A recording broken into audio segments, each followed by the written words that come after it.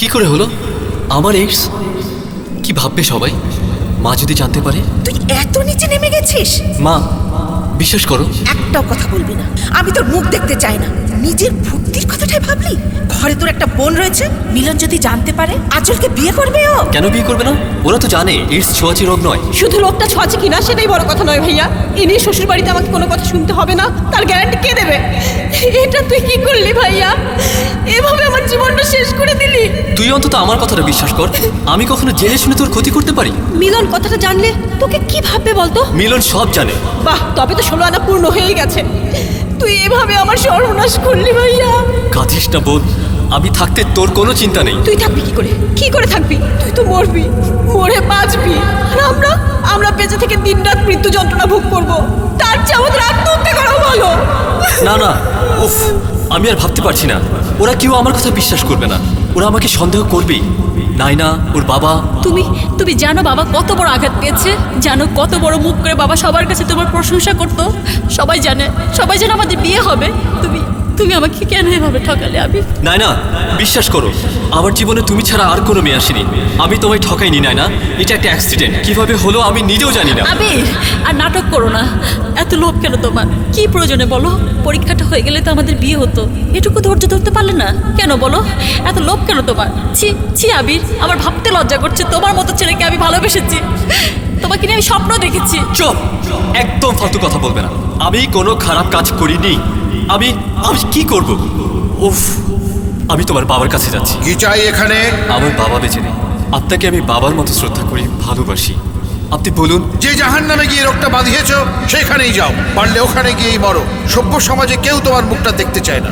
আমার ভাবতে অবাক লাগে তুমি একজন মুক্তিযোদ্ধার সন্তান। আপনিও আমার পাশে দাঁড়াবেন না? তোমার বাবা বেঁচে থাকলেও আমার মতন একই কথা বলতেন, তিনিও তোমার পাশে দাঁড়াতেন না। কিন্তু আপনারা সবাই আমায় ভুল বুঝছেন। সেটা প্রমাণ করতে পারবে? বলো কিভাবে হয়েছে রোগটা। তোমার বন্ধু ডাক্তার, শুনেছি একজন ডাক্তারের সঙ্গেই তার বিয়ে হবে। এখন তো কত রকম ডাক্তারি পরীক্ষা বেরিয়েছে, ওরা তোমায় পরীক্ষা করে জানাক কিভাবে তোমার রোগটা হয়েছে। সেটা জানা সম্ভব নয় আবির। রক্ত পরীক্ষা করে শরীরে এইডস ভাইরাস আছে কিনা সেটা জানা যায়, কিন্তু কিভাবে সেটা শরীরে এলো সেটা বোঝা যায় না। শুধু এটুকু বলতে পারি, 6 মাস আগেও তোর রক্তে এই ভাইরাস ছিল না। যা হয়েছে 6 মাসের মধ্যেই হয়েছে। এই সবের জন্য শুধু তুই দায়ী। তুই? আমি? হ্যাঁ, তুই কেন জানালি আমাকে রোগের খবরটা? কেন? আমি জানতাম না, মরে যেতাম। না, কি ভাবছি এসব? মিলন তো জানিয়ে ভালোই করেছে। মা, আঁচল, নাইনা, ওর বাবা সবাই হয়তো আমার পাশেই দাঁড়াবে। হয়তো ওরা সবাই আমার জন্য কাঁদবে। হয়তো কেন? ওরা নিশ্চয়ই বিশ্বাস করবে না আমি এসব খারাপ কাজ করতে পারি। ওরা আমাকে বাঁচানোর জন্য আপ্রাণ চেষ্টা করবে, তারপর আমি মরে যাব। কিন্তু ওদের সঙ্গে আর কেউ মিশবে না। আঁচল আর নাইনার জীবন নষ্ট হয়ে যাবে। উফ আল্লাহ, এই কি শাস্তি দিলে তুমি? আমি তো মরেও শান্তি পাবো না। আমি কি করব এখন? আল্লাহ মেহেরবান, আমায় পথ বলে দাও।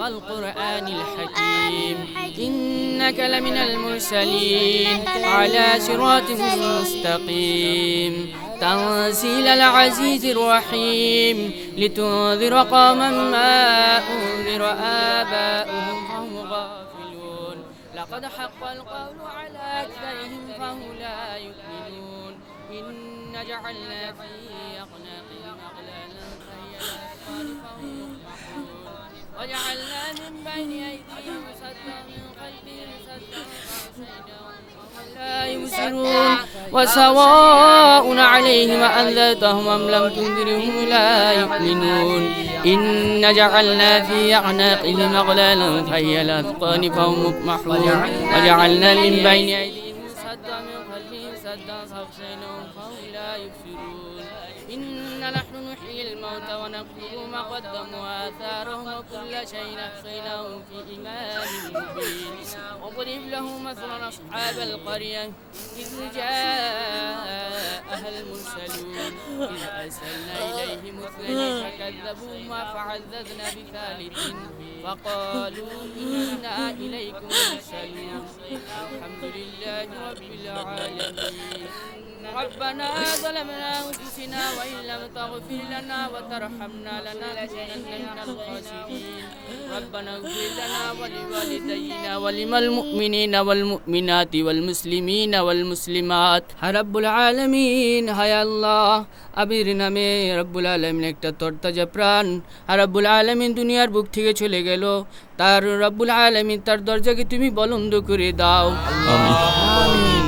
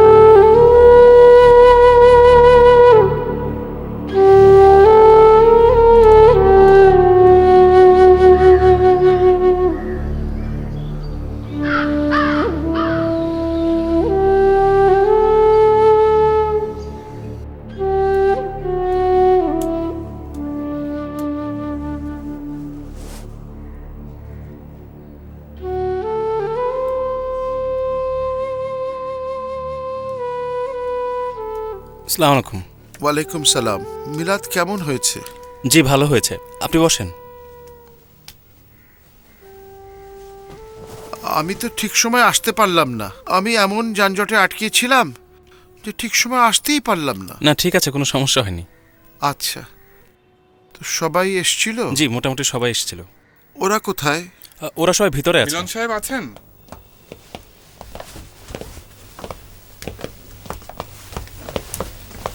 ওয়ালাইকুম সালাম। কি খবর অফিসার? স্যার আমরা দুঃখিত, ঘাতক সেই ট্রাকটি এখন আমরা শনাক্ত করতে পারিনি, তবে আমরা খুবই তৎপর, খুব শীঘ্রই পেয়ে যাব বলে আশা করছি। আপনি একদম চিন্তা করবেন না। আর হ্যাঁ স্যার, আমাদের সব এভিডেন্স ছাড় করানো হয়েছে, এগুলো আপনার কাছে পৌঁছে দিতে এলাম। এটা কি? এগুলোই লাশের সঙ্গে পেয়েছি।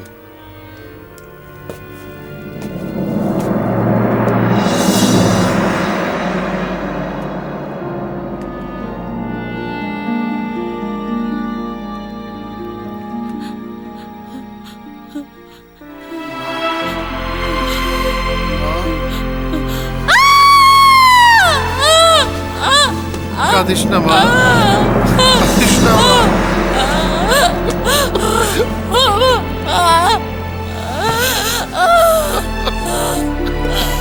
কাঁদো মা, তোর দুঃখ আমি